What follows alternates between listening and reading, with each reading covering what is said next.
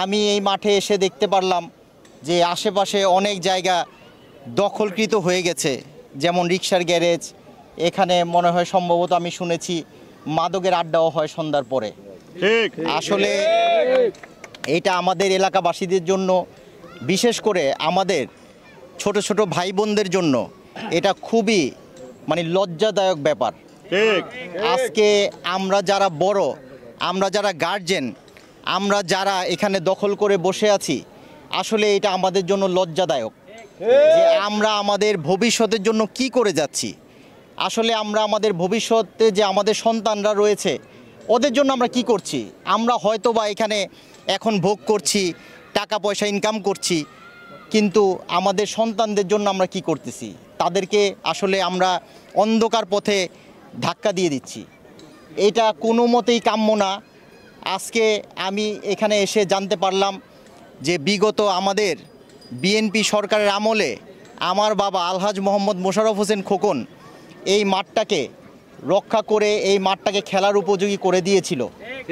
আজকে আপনারা দেখেছেন বিগত এই জালিম সরকারের আমলেও এই মাঠটা কিন্তু ওইভাবে কেউ দখল করে নাই। মাঠটা মাটি ছিল, হয়তো কিছু কিছু জায়গা দখল হয়ে গিয়েছে।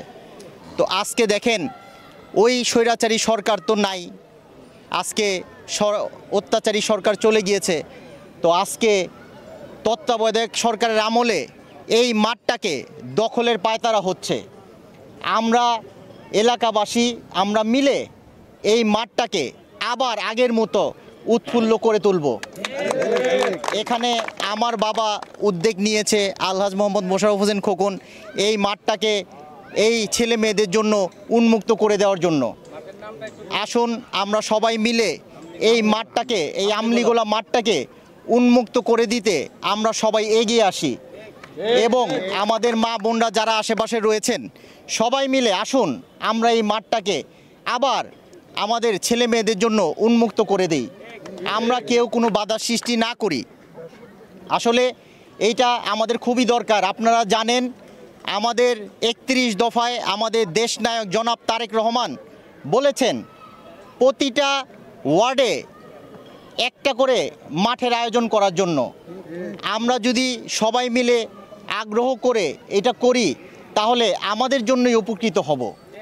আজকে আমরা 31 দফা দাবিতে যে কথা বলা হয়েছে ওইটাই আমরা আজকে আমাদের দেশনায়ক জনাব তারেক রহমানের কথা মতো আমরা যদি কিছু মাঠ এই ঢাকার সাথে করতে পারি এই ধরনের, এটা আসলে আমাদের বাংলাদেশের জন্য খুবই গর্ববোধ আমরা করব।